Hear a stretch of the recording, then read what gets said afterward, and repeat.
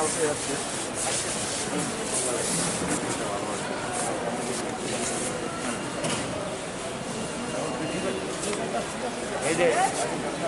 জয়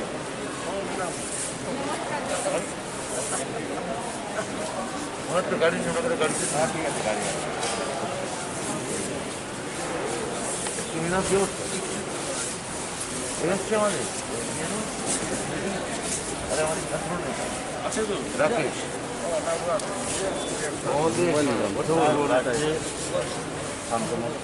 দেখো স্যার রাজ্যে কেন্দ্রীয় বিজেপির কেন্দ্রীয় নেতৃত্বের তৎপরতা বৃদ্ধি এবং 3.5 বছর পর 3 জন মন্ত্রীর অন্তর্ভুক্তি এ ব্যাপারে কী বলবেন? এখন ওই শেষবেলায় চোর পালালে বুদ্ধি বাড়ি করে কোনো লাভ নেই। তৃণমূলের চাপ সামনের দিনে আরও রাজনৈতিকভাবে বাড়বে। আমাদের কোনো না কোনো নেতা আগামী ফেব্রুয়ারি 23 সাল পর্যন্ত নিয়মিত আসবেন। অভিষেক বন্দ্যোপাধ্যায় আসবেন এবং শেষ পর্যন্ত মমতা বন্দ্যোপাধ্যায়ও আসবেন এবং তখন গোটা ত্রিপুরা জুড়ে তৃণমূলের যে সবুজ ঝড় উঠবে তা আটকানোর ক্ষমতা গেরুয়া শিবিরের নেই।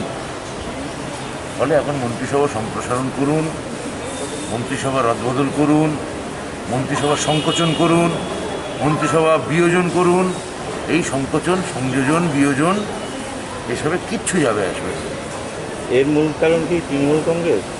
এর কোনো সন্দেহ আছে নাকি? তৃণমূল কংগ্রেস এখন যেহেতু ত্রিপুরা এবং পশ্চিমবঙ্গ নিকটবর্তী রাজ্য, এখানকার যারা মানুষ, সাধারণ মানুষ যারা এখানকার সত্যিকারের নাগরিক, তারা পাশে দেখতে পাচ্ছেন যে মমতা বন্দ্যোপাধ্যায় ওই রকম উন্নয়নমূলক প্রকল্প করছে এবং তারা আশায় বুক বেঁধে আছেন যে দিদির দল এখানে ক্ষমতায় এলে এখানে তাদের বাড়িতেও স্বাস্থ্যসাথী কার্ড ঢুকবে, তারা বিনামূল্যে রেশন পাবেন, তারা কন্যাশ্রী পাবেন, তাদের স্টুডেন্টরা ক্রেডিট কার্ডের সুবিধে পাবে।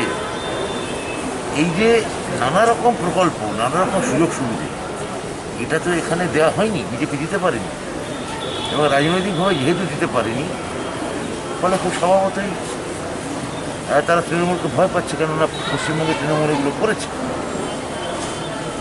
মমতাদি সারা ভারতবর্ষ দেখিয়ে দিয়েছেন তিনি এখন ট্রেন্ড সেটার। গোটা ভারতবর্ষ মমতাদির দিকে তাকিয়ে আছে। যদি প্রশ্নটা বলেন।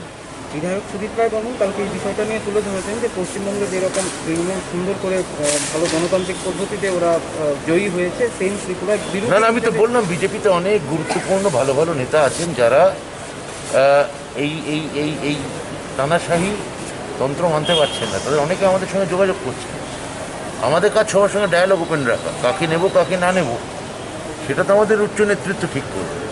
কিন্তু আমাদের দরজা সিপিএম বলুন, বিজেপি বলুন, কংগ্রেস বলুন, সবার জন্য খোলা। অন্তত কথা বলতে আমাদের দিক থেকে আমরা যারা দায়িত্বপ্রাপ্ত হয়ে আসছি, অবজারভার হয়ে আসছি, আমাদের অন্তত কথা বলতে কোনো অসুবিধা নেই। কিন্তু কথা বলা মানেই তো আমরা দলে নেওয়ার অ্যাসুরেন্স আমরা অন্তত দিতে পারি না। অনেকেই দলে আসবেন, পরবর্তী ক্ষেত্রে যোগাযোগ হবে। আগামী দিনে আপনারা দেখবেন যাদের কথা বলছেন তাদের অর্ধেকই ইতিমধ্যে তৃণমূলে চলে এসছে। সময় অপেক্ষা দেখতে থাকুন, খেলা আমি বাকি হয়, খেলা তো সবাই শুরু হলো।